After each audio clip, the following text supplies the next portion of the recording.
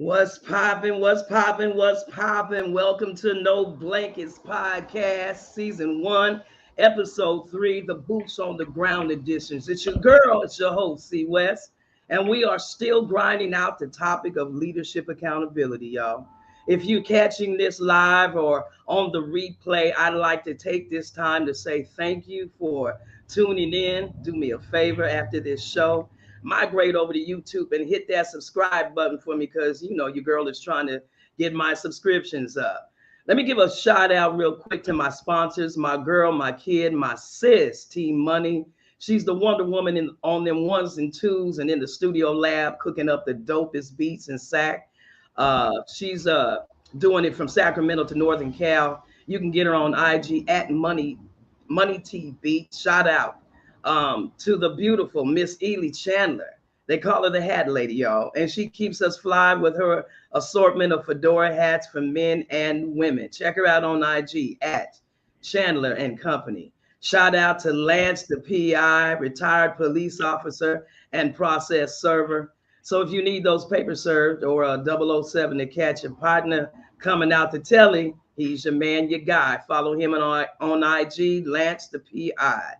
And finally, my man, 100 grand, the doctor, the bishop, and his lovely wife, my cousin, Sister Rhonda Davis. Dr. Davis is responsible for my web podcast design. So if you need that professional, crispy look, hit him up on Facebook at The Gathering. I'll make sure that I put all of these uh, IG addresses down in the comments so you guys can, you know, look them up. And if you like I said, if you need any, if you need any beats, if you need some hats, if you need the PI, if you need that web design, please go ahead and check them out because they are the best at what they do. Hey, episode 1, y'all, is still trending at over 1,200 views. And honestly, Wow. I never expected this topic to be so powerfully prophetic. I mean, all over the world. I'm listening to leaders in diverse organizations talk about leadership accountability and how they're working together to strategically navigate new concepts to improve their leadership roles. So shout out to the Ruach HaKodesh, the Holy Spirit, for pushing me forward and his blessings and gifts he's given me from my lane. Everybody got a lane, and this is mine. So just for a quick recap, in episode 2, we covered and discussed key definitions like influencer, indoctrination, and idolatry, and how some of our leaders have used these concepts to manipulate and traumatize the people they serve and the collateral damage they cause to their followers. However, I don't want to be disingenuous or keep laminating without highlighting the positive side of effective leadership and expose some amazing leaders that are doing some phenomenal things out here in these streets, man. So, without further ado, allow me to introduce my guest tonight. He's a man that I'm humbled to share this platform with. He's an awesome husband, brother, and friend. He's the father of 2 sons and a beautiful daughter. This guy is relentless and passionate in pursuing creative and innovative ways to increase self-value in the people and in the spaces he serves. His background covers a multitude of responsibilities that include human resources and workforce development, policies and procedures, grant review and administration, recruiting and strategic planning development. He's an educator of diversity and inclusion. And when he steps out of the halls of corporate America and he puts on his community superhero suit, he serves as the head coach of the undefeated youth basketball program at T.R. Smedberg Middle School. He's quoted as saying, "It doesn't matter what cards you are dealt. If it's in your DNA, you figure it out and do what you do." Ladies and gentlemen, it's my pleasure to introduce my brother, my friend, Mr. Ronnie L. Cobb. Welcome to No Blankets Podcast, sir. Hey, I tell you, Cheryl, I don't know if when I go to heaven, I hope they introduce me like that when I walk through the gates. I can't imagine it being any better than that. I'm very humbled just by the introduction alone. It's a pleasure to be here. I've been looking forward to this all day. Oh, I am so glad. Blessings to you too, Bishop. He just joined us. Um,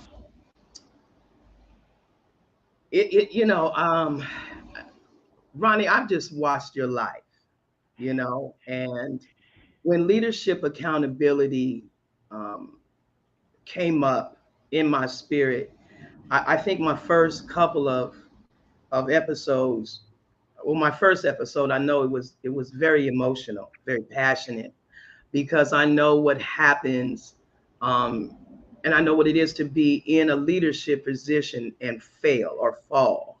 I know what the collateral damage of that, uh, how trauma can set in, and how you just feel responsible for the people that you've been leading. And so I wanted to kind of bring a professional on and get some more.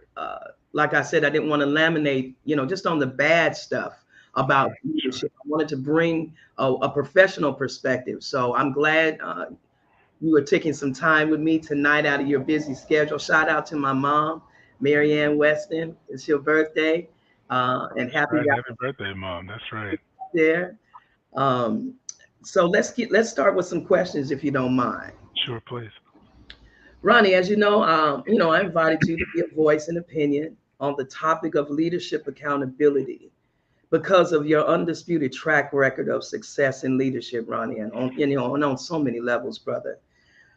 When our leaders fail us, the collateral damage is traumatic. And in the times that we're living in, trust is not to be played with. So, can you share with our listeners tonight three of your top characteristics that you're using to be an effective leader?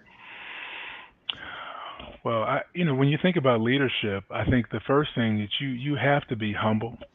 I think when there's humility, you can actually hear. And when you hear, you can make more educated decisions on how you move forward and actually try to lead. Because some people, and the best leaders, are leading before they're given a title. A Mm, title does not make you a leader. Some people have a title given to them to cover up what they don't know how to do. So we mm, assume that they do, and that's why we're hurt and we get in our feelings about people failing us. But they don't fail us. They just do the best they can with what they've got. And sometimes what they've got is not what you think they have. mm, Um, I think also if you looked at another characteristic would be the ability to be empathetic. It's mm, very easy to find fault because I learned from Pastor Glenn Shields in Stockton, who's been like a big brother forever, is that if you go somewhere searching for fault you will find. So mm. if you can find empathy, and I honestly tell my staff, I meet a person every day that makes me thankful to be who I am, every day. That's And it. it's been that way for a lifetime. And I think that because it could be the smallest things to the grandest things. So I think having the ability to be empathetic is important too. And I think also great leaders are not judgmental. Uh, because once you start judging, you divide. Being a person with a background in diversity and inclusion, some of the biggest successes I've had when I realized my mother told me that remember that all the kids just want to play. But as they become older, there's a reason they stop playing together because other poisonous things are put into them. What's better, what's not as good, what's right, what's wrong. And sometimes the best thing we could have done was been together. And so many times I think when you have the ability to not be judgmental and think from an inclusionary standpoint, that's where true success is gained. That's interesting. That's interesting. That's interesting. As transparency, you know, uh, I think that's so imperative with our leadership because sometimes, when I was teaching last week or a couple of weeks ago on indoctrination, right, or and what is the definition of an influencer? Hmm. That a lot of times we'll set those leaders up, into those places and spaces, and forget, that they're human, Hmm. and sometimes, I know a lot of times, it's like playing ball. When you walk out, you're a superstar, you walk out into that court, Ronnie, you hear, Right, you know what I'm saying? And so right, that right, can get to your head real quick. right, If you're right, a pastor, how we come up afterwards and, oh my God, you preached a great word, and oh my right, God, right, pastor, you know what I'm saying? And you right. just don't know where I was, and had you not, you know what I'm saying? And so sometimes that can get into our heads as leaders, Hmm. and put Hmm. us in places as gods. and that's a dangerous place. As a leader, how much emphasis would you place on leaders, being transparent, or the value of being transparent, accountable, and authentic, not just in the religious spaces, Ronnie, Mhm. but in marriage and in community? I think in any category, the more real you are, the more you attract a lot of different kind of folks. If you can hear a person say that they struggled with mathematics in college, and you know that you struggled in math too, but never bring it up to that person and show them how you overcame that obstacle, you're creating a barrier that you don't have to create.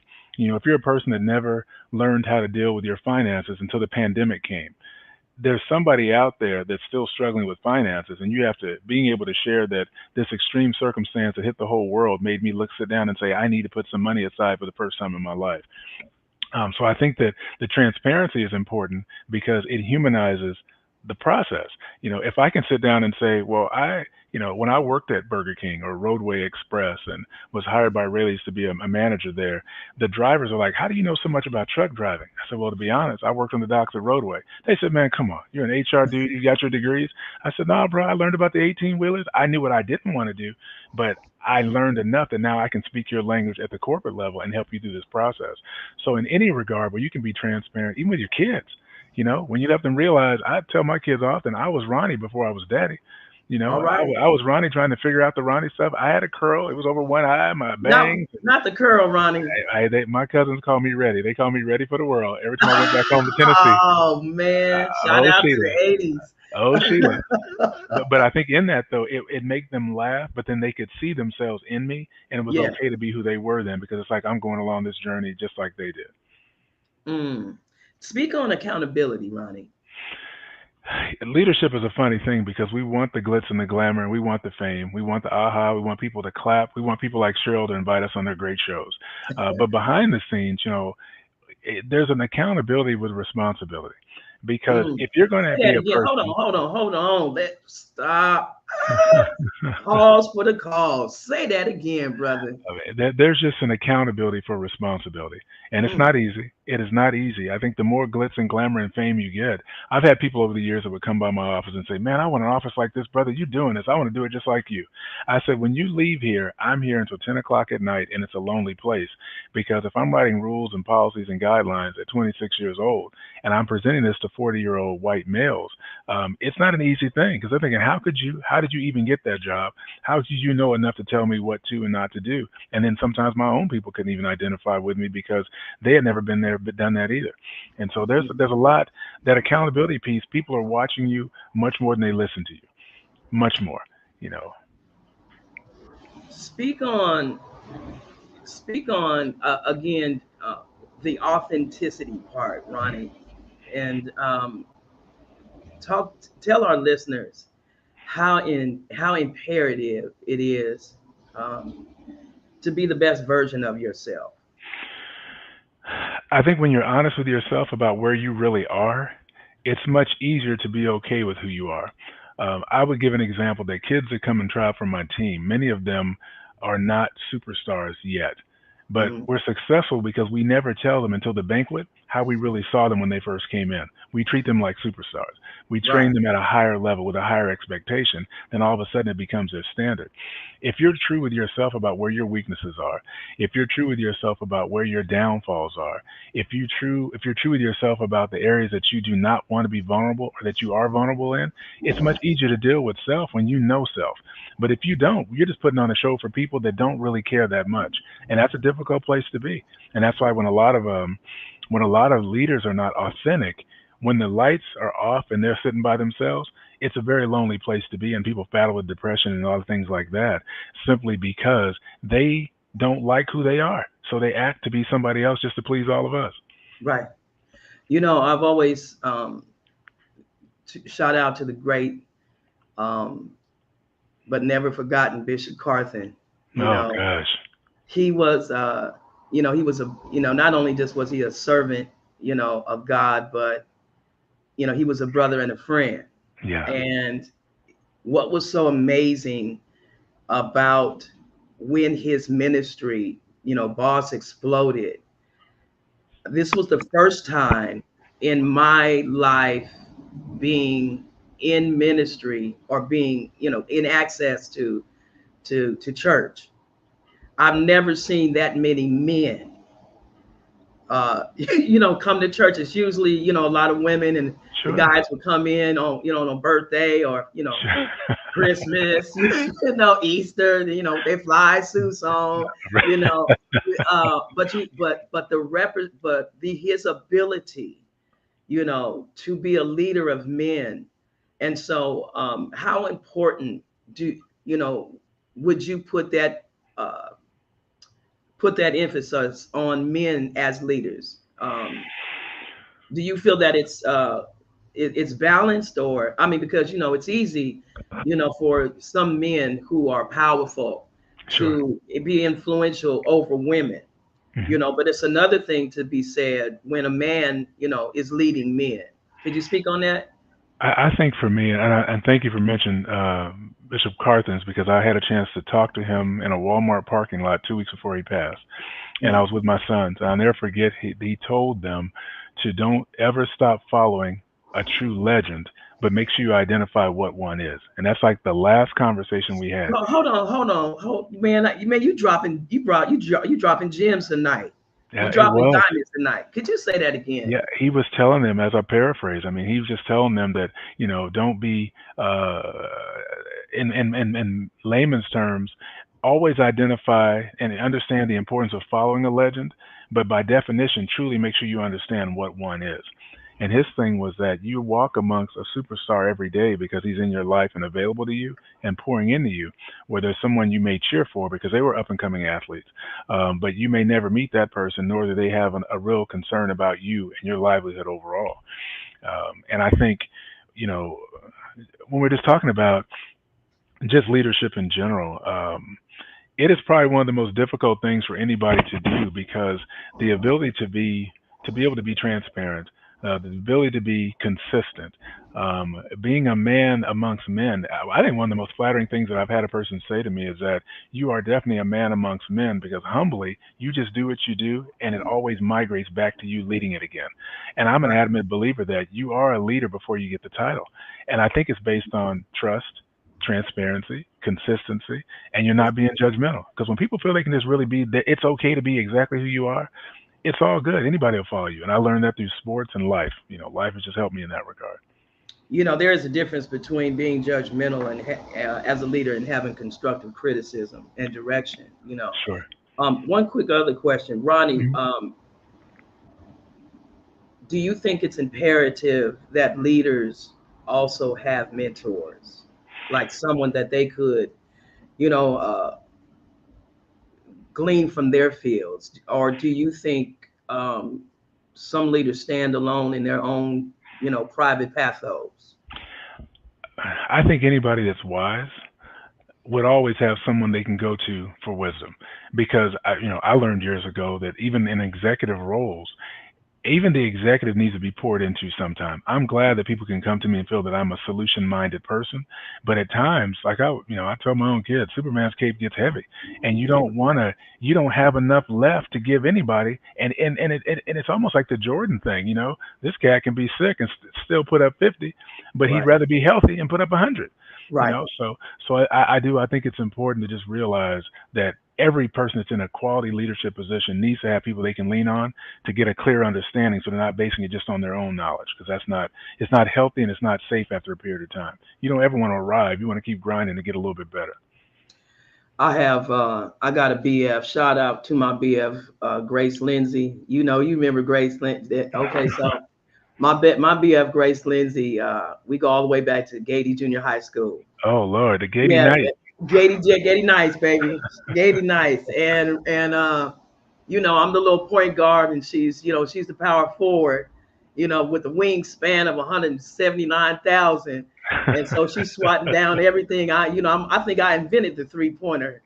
Heck, I had to shoot from the outside the rim. I mean, the outside that key, all, all day long. But she's my person that that iron sharpens iron. Sure, She has that objective to say, Weston, I think you know what I'm saying? I think sure, you're a little bit sure. too You know, shout out to my sisters, Tanya Watts too, man. She's a force to be reckoned with. You know, she's my calm in the storm. You Mm. know, so I have a group of women, sister friends. Shout out to all of them: Pam, Ladonna, Shanda, Jean, Miss Betty, um, Joyce. Oh my God, my little baby sister Andrea Powell. Oh, Candy Green. Rest in peace, Sherry. Um, I hope I said Pamela Campbell, and then I just my little sister Aisha Lewis. Just so many that I'm able uh, to glean from their fields and get Sure. direction when I feel like my emotions are too high and I'm too passionate or too high strung about it. Um, what's been the most challenging aspect for you in leadership, Ronnie? And what methods did you use to overcome it? I think if I said challenge, when I went to work for the money store, we built this little pyramid in downtown Sacramento, and I was in my early 20s, and most of the people that look like me said, "Well, you don't want to go work there. They don't hire or promote black people." Yeah, When the Rayleigh's Corporation called, my friends that look like me said, "Man, you want to go there? They don't hire black people." I went to Kaiser. You don't want to be over diversity because they don't even promote black people. And it's funny because all those places that I went, I had a chance to really exceed and grow and cover a lot of territory, which totaled about 42 states and a part of Europe. And mm, in that, though, all those people that said don't go would always call me and say, "Brother, can you get me in there too?" And right, so I think some of the biggest challenges I had initially was just not listening to the naysayers who had never experienced greatness and go about this thing that was put in my path for a reason. I mean, because I could have very easily in all three places said, "Man, you're right. I'm just going to go over here to do what everybody. I'm gonna go to UPS like everybody else and throw these boxes." And I didn't want that to be my story. I think also getting inside of corporate America and working for some of the more established places and overseeing their talent, it was always challenging because once you get there, sometimes people that didn't look like me assumed I was there because of something like Prop 209, when right, it was more about a Prop 3.85 GPA. That's what it was more about. sure, But you sure. prove that thing, and then other people that looked like me would assume at times I was there and not there on their best interests. I was just one of those brothers that were splashed in there. But the beauty of that was being able to come full circle and prove both groups to be terribly wrong. Because my Mm, thing was give me the best or whatever. If I just want the best, and you can look like me. But again, I'm a kid whose mother integrated a school at 21. So for a lifetime, I've heard the story of the that we're better together. We didn't come up with that at Golden One because I hadn't heard of it. I heard of it for my lifetime. That's just what my mother's always said. And mm, so I think that was some of the biggest challenges. Just the people wondering why you were there on both sides of the fence, but then sure. them both when you're leaving. My grandfather had mentioned. He said, "When you leave, son, just leave them wishing they can get somebody else just like you, but they can't even afford that person anymore." And I was Wow. like, "Wow," and he was right. He was right. You you dropping gems tonight, man. I'm gonna have to come search your pockets before this is over. 'Cause I'll throw you some no look passes. I'll throw you some no looks. you go over there and got some weight. Okay, you ready? These are going here. We got some tough ones coming up. Let's So do it. recently, I had the opportunity, Ronnie, to watch the Cat Williams and Monique interview that Shannon Sharp had on his podcast, the Shay Shay. Shout out to the Unk and the Shay Shay podcast. It's about 76 million in combined views with both those interviews. It's amazing. But the critique, however, from folk like Judge Joe Mathis and Stephen A. Smith is should we use social media platforms as leaders to express our opinions about one another, or should we confront each other face to face? If not, or if no, would you concede that not telling is a form of censorship, or the wealthy silencing the mouths of their victims, or a Mm, form of a cover up for people in powerful leadership roles? That was unfortunately for me one of the things that I personally witnessed in leadership was the cover up, and mm, it wasn't good. I didn't understand, why I had to be quiet. why I had to hush. It just seems Right. like, Right. what about the victim? Right. Nobody cared, about the victim. It was, Right. more about the brand, the Right. organization, Right. the affiliation, or the person. So what do you have to say about that? Well, I mean, first and foremost, I say if it doesn't apply, it won't offend. And I Mhm. mean that adamantly. But I think also that we should always, I mean, social media is what it is. I mean, during the pandemic, we could watch church from home on our telephones. We could watch a football game, what's going on in the congregation, listen to a church singing in Atlanta all at the same time. And it was made out of convenience and necessity. I think anything used in moderation constructively can be beneficial. If someone is going to put somebody on blast and not have them there to give them a chance to respond, I think in most cases, no one owes you an explanation if they choose not. So if we go into a piece and Kat has a lot to say about a lot of different people, and those people be like, "Man, I'm not even listening to you."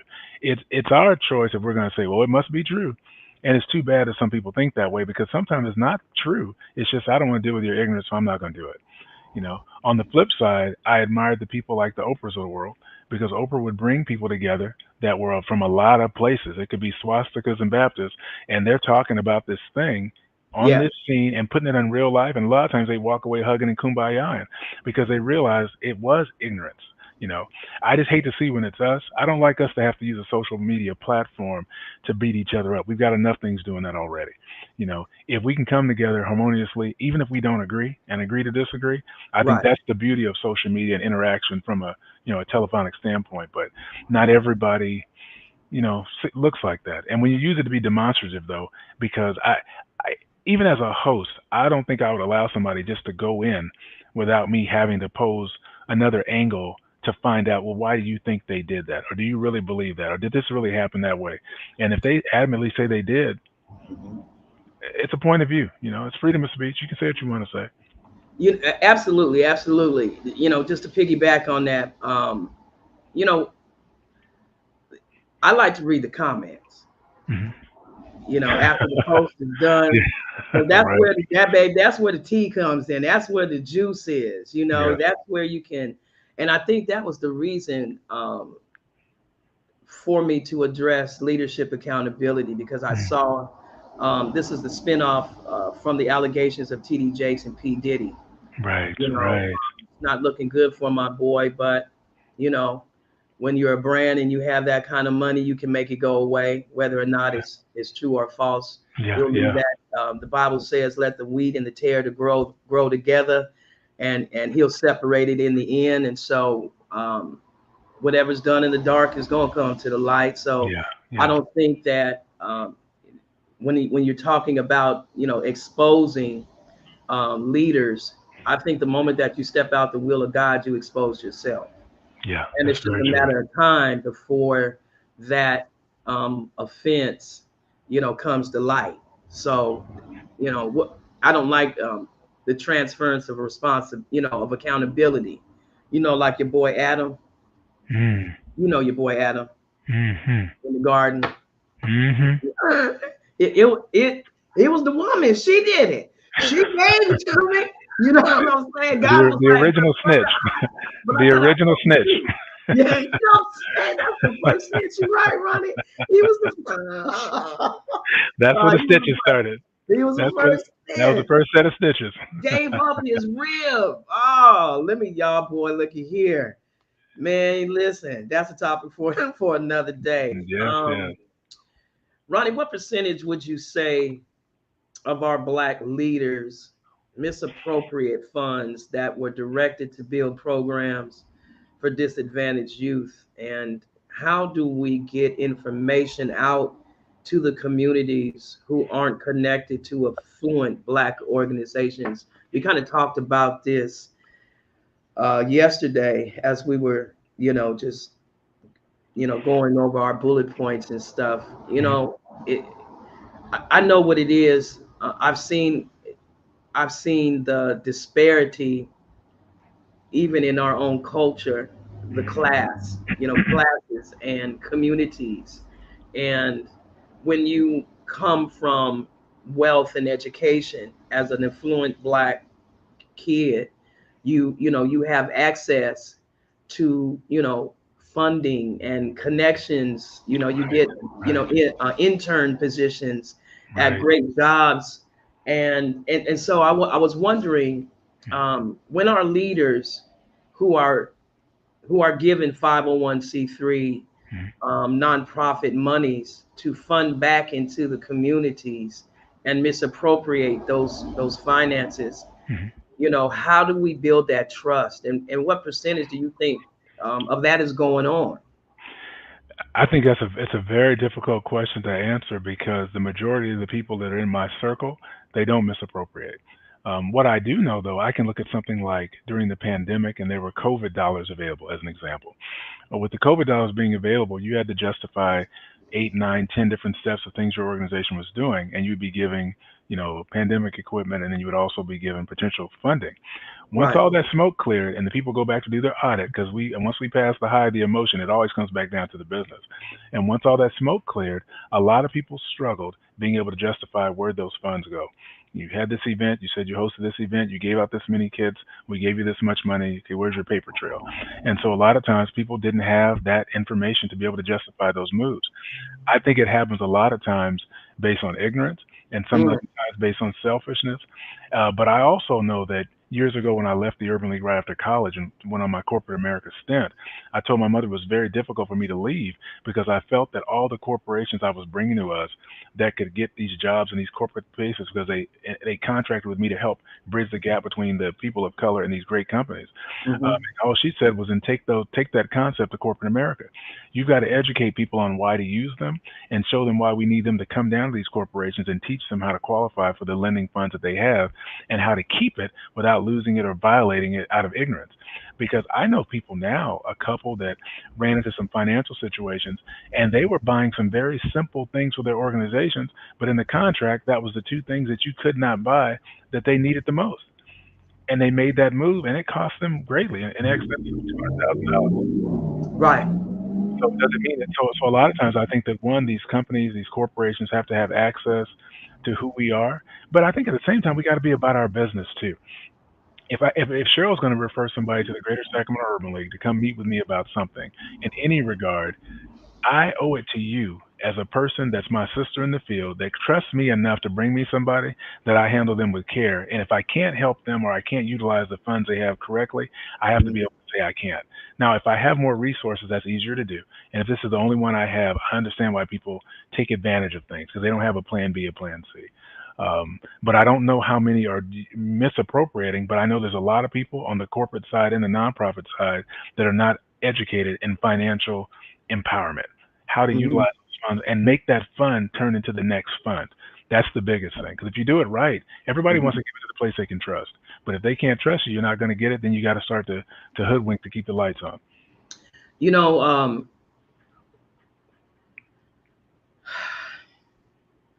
Baxter Arterberry, Mhm. I believe it's on Mondays or Tuesdays, has a, a literacy program. Shout out to my boy Baxter Arterberry, the man on air. Shout out to our 97.5 KD community service radio station. Shout out to my man Jay King. You know, um, but how do we get, people to even, I mean, you can't help everybody, Ronnie, Right, right, but how do we, and that, everybody in the hood ain't selling dope. right, You know what I'm right, saying? Everybody in the hood is not selling dope. There's some people that, that want to, they want a better life. They yeah, want an sure, opportunity, sure, basically. sure. How do we get this information about the Sacramento Urban League, the NAACP, the Small Business Association, Small Black Business Association? How do we get those types of information? How do we get people to turn on 97.5 and listen to this, listen to the game that you guys are, that are bringing out? Like I said, there, is it going to take like the village? Is it going to take us? I have been standing for 30 years in this industry, and so I cut a lot of young people, and these young people now are hungry. Right, They're hungry right. to get to that next tier, to that next level. And I Right. got a young man right now. He's worked his way from the bagger guy, in the supermarket to managing, I don't know, produce or something like that. And Sure. Sure. got found him a little sexy, and now they got a little shack, and now he wants to provide, as the leader in his house, as a man. Is like, he wants that better job. So Sure. Sure. um, how do I get him connected to these opportunities? And there's hundreds of kids like him. Sure. I think a lot of times though is just making sure that we don't keep the secret. If you know someone's doing well and they have information that they know can value or be a benefit to people, then we have to connect those people. Even in my position now as being a senior director of partnerships, one of the biggest things I look at doing is finding a way to connect the dots that make sense. If you're able to tell me that you've got 20 young men who just want to do better and they're tired of doing what they were doing, I owe it for you, based on how I was raised, to do something amongst myself, my network, and the people I know that can be a light to those young men. Now, if they take the information and do anything with it, that's not my responsibility. But if you're bringing somebody like that to me, I can't turn my back and not make myself and my resources available initially to try to help them, because then I can't complain about the bad that they might do. And a lot of times people don't want to share their resources because somebody might benefit from it and come up. And that's discouraging to me. And that happens on a regular basis, because you're right. Everybody in the hood is not doing bad. I know a lot of folks that own some beautiful homes in the midst of Del Paso Heights, Oak Park, Elder Creek, that are some great folks that have been in that community since I was in high school at Johnson. But I think that we just have a responsibility to get the message out, but you've got to identify when there's people like myself that are willing to, because everybody that looks like me is not willing to reach back for a lot of reasons. Now you're trying to start something. Now you Mhm. now you're gonna start something. See, that's the thing.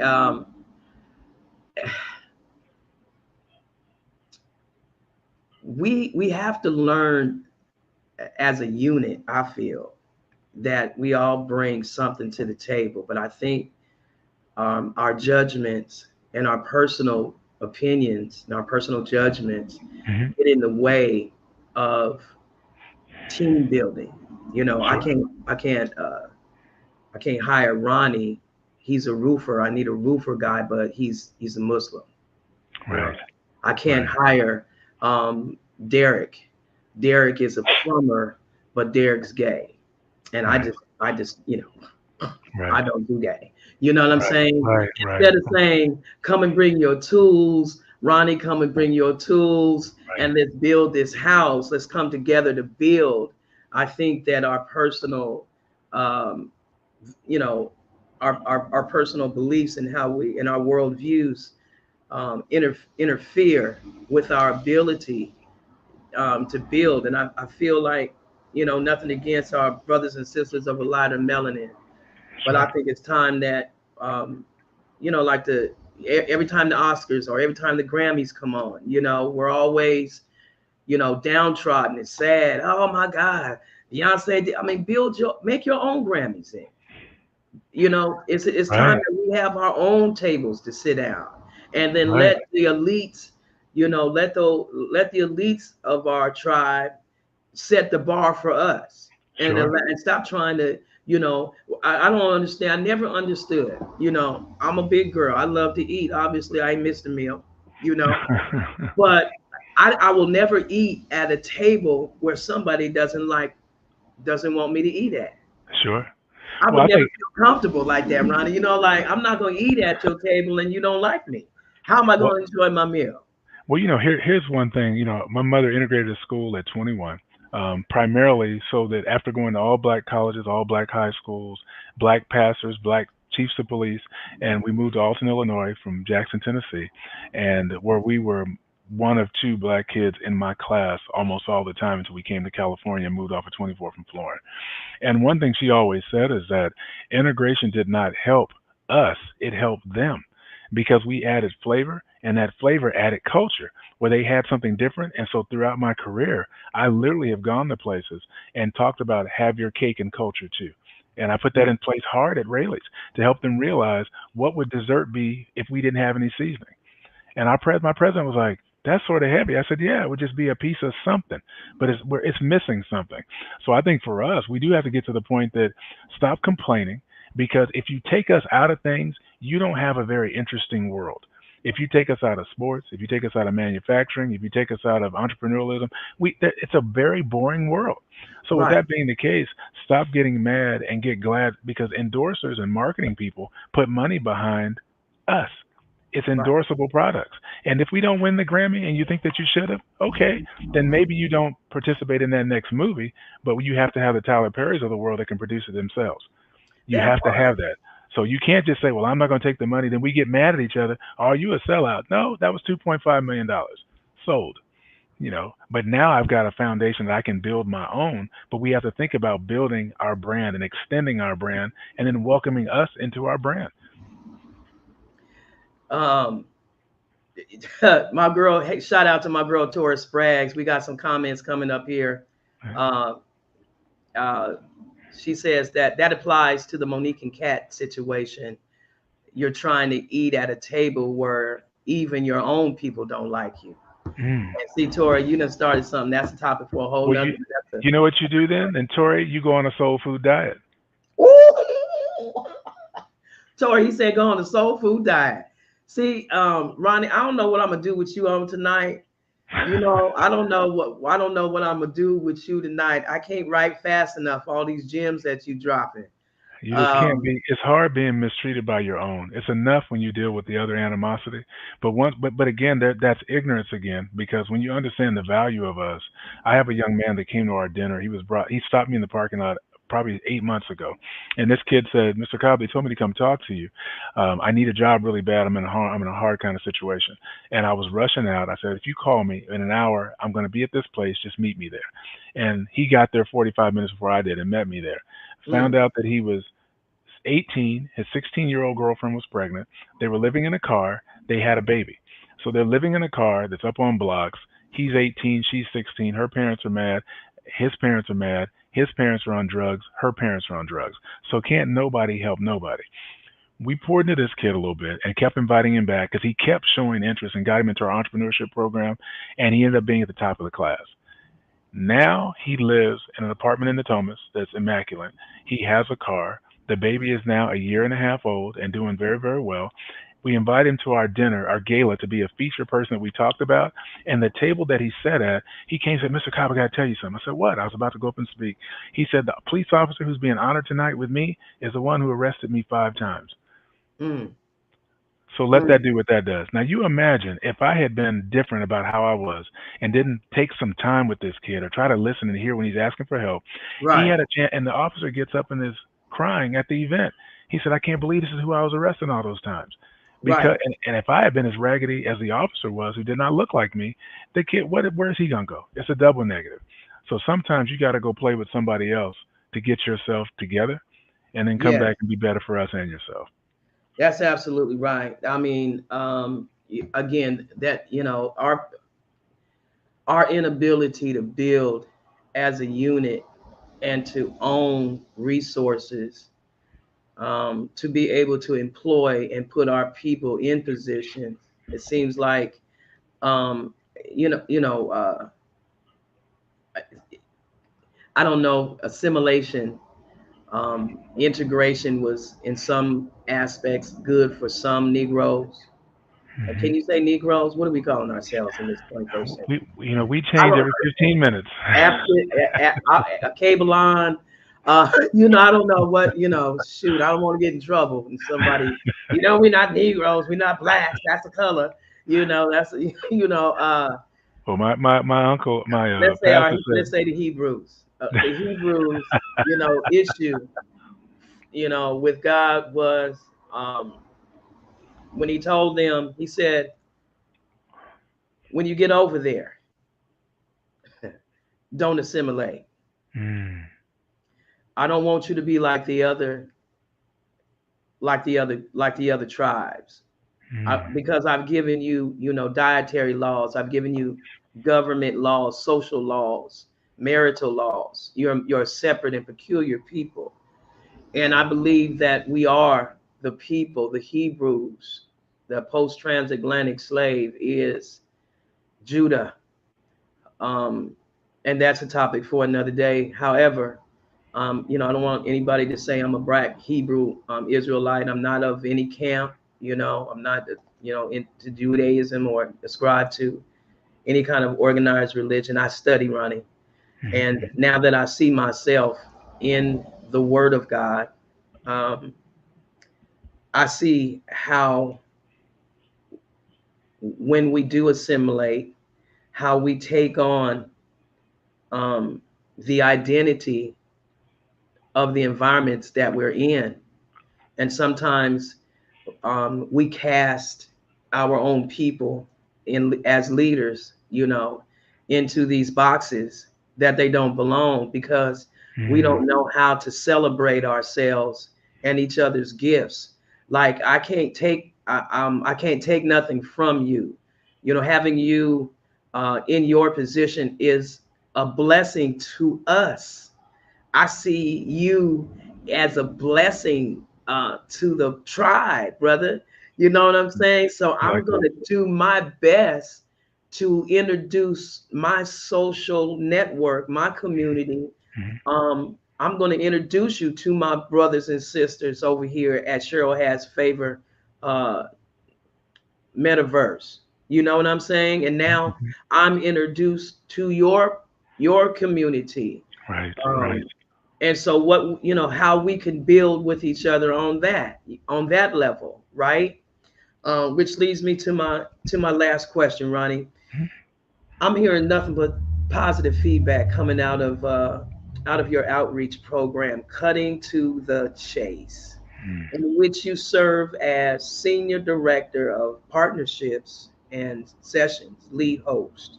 Can you tell our folks a little bit about its purpose and function tonight?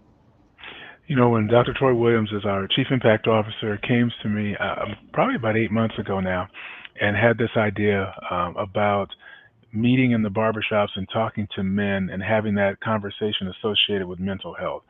He had seen something similar back east, I believe, with a gentleman who did such things about prostate cancer in their barbershop.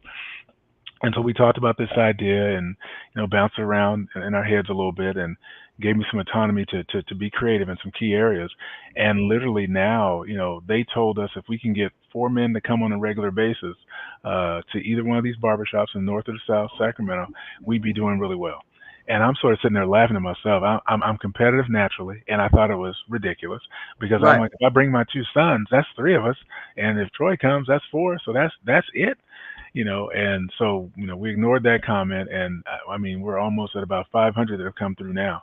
And this is not 500 that have talked about the programs. These are 500 that have actually come to the barbershops because we're with the Capital City Black Nurses Association and Heart of the Matter Counseling are our partners in this program, where we've got certified therapists in the conversation. So we'll throw out the topic of that particular day, and it just goes throughout the room like a conversation in the barbershop. The difference is we have certified professional therapists that are there. So if you're dealing with something like loss, finances, relationships, raising your kids or other people's kids, employment, lack thereof, police brutality, whatever our topic is for that evening, you can talk about how that thing makes you feel. And if it goes a certain way, we've got certified therapists there to give their professional opinion and also set up one-on-one counseling for you offline as well, which is really cool. That's amazing. Yeah, That's it's really amazing. cool. So you telling me that all of this is going on inside of a barbershop?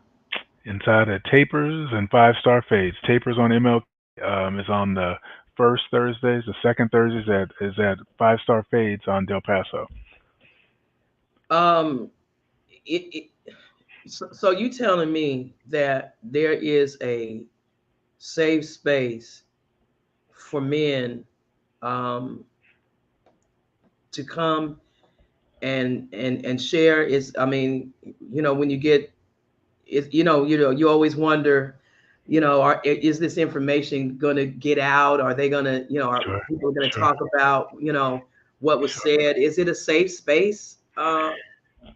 and I don't want to sound all, brothers, I don't want to sound, make it sound effeminate or things like that, but Right. we got some brother, hey, like I said, man, I've been cutting hair for 30 years. I've been serving men for 30 years running, and I am a secret keeper. And we Right. got some men out there, I wouldn't say that are broken, but that they're carrying trauma. And I remember one time I preached a sermon called A Place for a Man to Cry.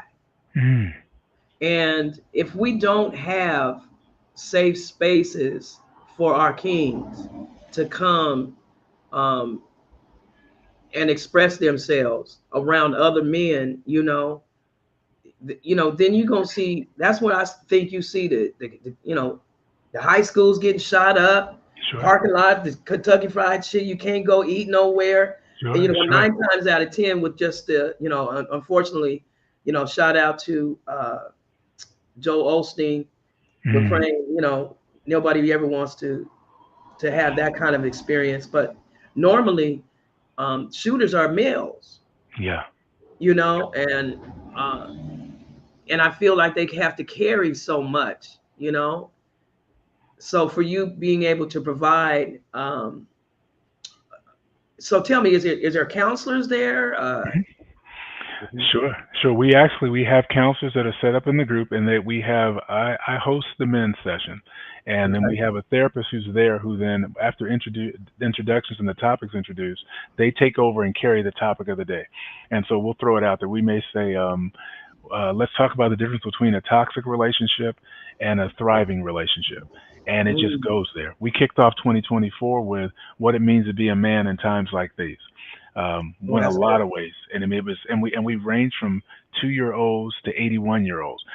So you're getting wisdom and thoughts from a lot of different places. But with the therapist being there, our goal is to keep it real. When we talk about, is it a safe place, I actually have a rule board.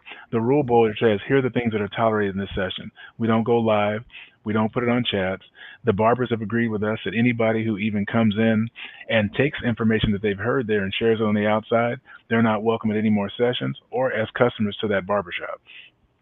Because we want people to realize, when you come here, what's done here stays here. Because we've had a 14-year-old boy who stood up and said his mother followed me on social media, I believe, and she dropped him off. You could tell he didn't really want to be there, and I've got sons, so I know what that looked like. And so it sat by him, laughing him for a minute, ate a little bit with us. And this kid, the therapist was like, "Is there anything you want to tell the group?" He goes, "This is the first time in my life I've been around this many positive black men." He said, "In my lifetime, I've never had one black man ever say anything positive to me." He goes, "Most of them call me my name. They call me the N-word." And I said, "That's all I get." He goes, "At home, at school, in the streets, that's all I get." And one of the barbers asked him, he said, "Brother, can I just give you a hug?" He gave that kid a hug, and the kid cried for about 15 minutes. And you see what I'm saying? That's what I'm see. Okay, so before we leave now, it's called Cutting to the Chase. Cut to the chase. Yeah.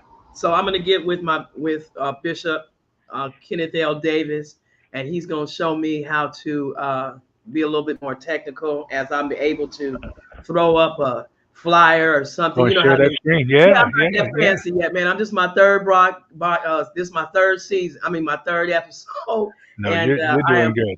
Listen, I am not the technical person, and see, that's what's so amazing. Shout out again to Dr. Kenneth L. Davis for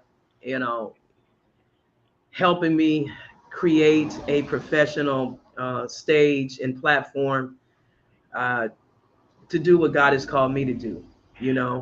Well, I think it's so commendable, though, Cheryl, because I respect you outside of any of this, and just with what you're trying to do and get a positive message out consistently is so important, because consistency is big. When I talk to people and they talk about, "Man, you've always been the same," and I hope I've been the same guy since about the 6th grade. I hope so. I hope I've learned more, and I'm still in the trenches with people that just need to help and they just want to do better.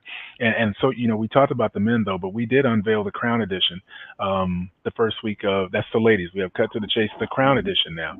And, wait. So Cutting to the Chase, the Crown Edition. That's for the ladies. And they do the same thing. Same thing, but that's for our queens. Salon?